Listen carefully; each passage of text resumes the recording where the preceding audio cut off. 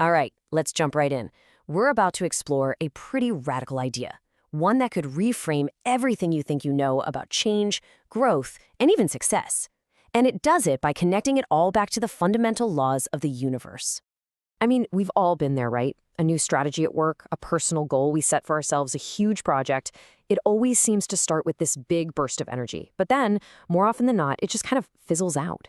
It's this super common, super frustrating experience. But what if the reason for all that failure has nothing to do with willpower or bad management or not being motivated enough? And there it is. That's the core argument from the research we're diving into today. It's a bold claim, almost sounds unbelievable at first. The idea that our attempts at transformation, whether it's in a company, an economy, or even just in ourselves, are actually governed by the very same universal laws that tell molecules how to behave and galaxies how to spin. So, let's really unpack this. We're essentially stepping away from the familiar world of change management and psychology. Instead, we're entering a whole new framework where the rules of physics are the ultimate guide to making change not just happen, but actually stick. You know, we've built entire industries around this idea of just pushing harder, motivating people, managing projects, trying to brute force our way through resistance. In business, we call it change management. In economics, they call it reform. And in our personal lives, well, it's just trying harder. But the failure rates, they tell us we're missing something huge. And this is where the big breakthrough comes from. This research, which actually started in Cambridge's famous Cavendish laboratory, was originally about studying molecular resonance. But it led to this incredible insight. Human systems, it turns out, follow the same physical patterns. The key idea here is that transformation isn't some psychological problem we have to solve. It's a physical process we can actually engineer.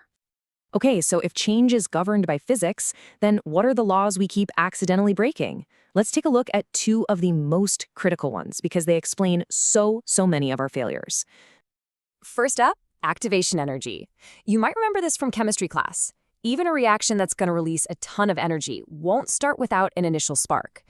It's exactly the same for us. You can have the most brilliant idea, the most perfect plan. It's just going to sit there. It won't go anywhere on its own. It needs a dedicated initial push to overcome the system's natural resistance to change. And you can see right away how practical this concept is. You know that idea of executive sponsorship that we always talk about in business? Well, it's not just about having authority. It is a literal source of activation energy for the entire system. This also explains that classic mystery of why a small pilot project can be a huge success, but then trying to scale it up completely fails. It's because the energy needed to transform the whole organization is just so much higher than what was needed for that tiny test. Now, the second law. This one is a total game changer. It's called the conservation of change capacity.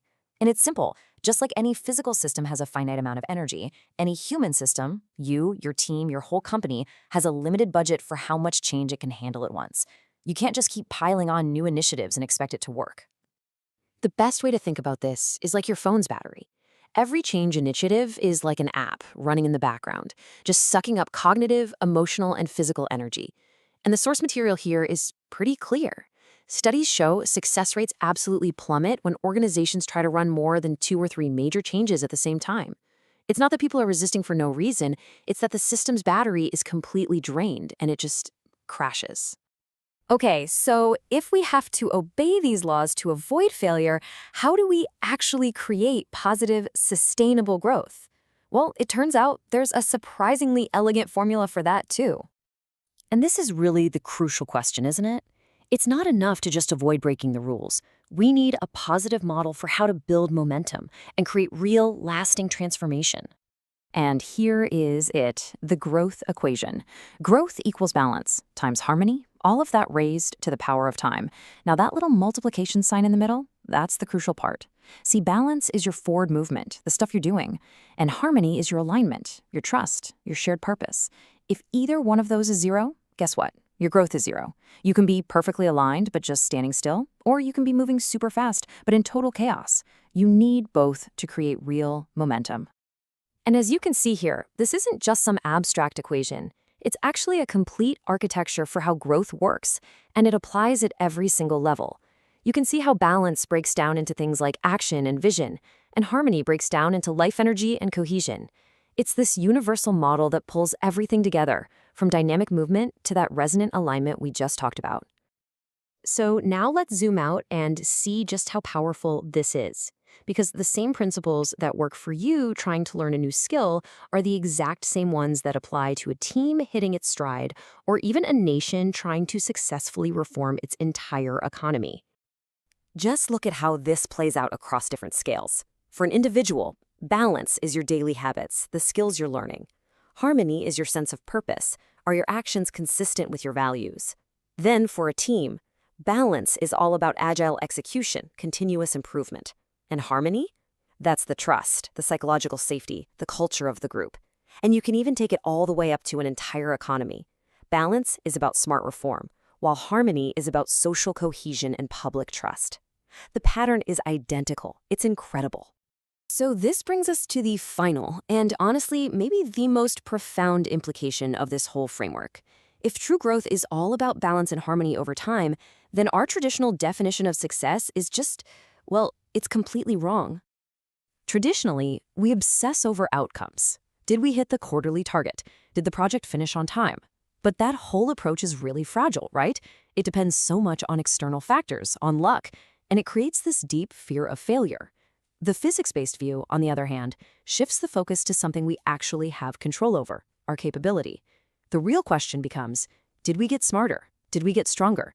Did we become more resilient in the process? This is what the source material calls level 1 success. And it's the only kind of success that is 100% within our control. And it's the only kind that truly compounds and grows over time. I mean, think about it. A project that technically misses its deadline, but in the process forges an incredibly capable, high-trust team. That's a massive long-term strategic victory.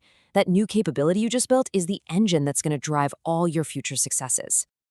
So that's really the final thought to leave you with. By understanding transformation not as this constant struggle against human nature, but as an alignment with physical law, we can unlock a much more sustainable, more powerful, and ultimately a more successful way to grow. So the real question is, what happens when we stop violating physics and start actually using it to our advantage?